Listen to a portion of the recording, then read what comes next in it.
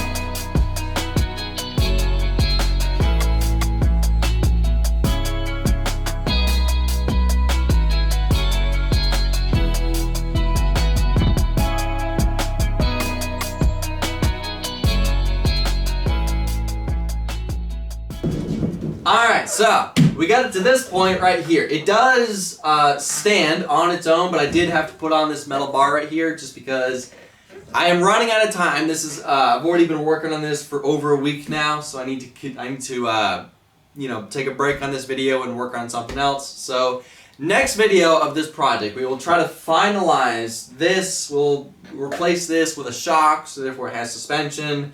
We'll install the sprocket and brake disc. Now, yes, for those who are wondering, yes, because this car tire is a lot wider than the motorcycle tire that was on there, this sprocket does stick out more than the original setup. So yes, these sprockets right now are not lining up like they were originally. So how I plan on getting around that is simply do what I did with the CBR 1000 project and simply take the sprocket on the engine and bump it out to however far I need and then put a bearing on the outside. So that's how I plan on getting around these sprockets not lining up now like they did originally. So now I know I'm kind of taking a very long time with this project. I always pull this thing out every couple months to work on it, but in my opinion, this thing's more kind of on the back burner and it's not really a high priority for me to finish this thing. I have a bunch of other projects that I'm in the middle of that are more of a priority for me to finish. So this thing's kind of more on the back burner,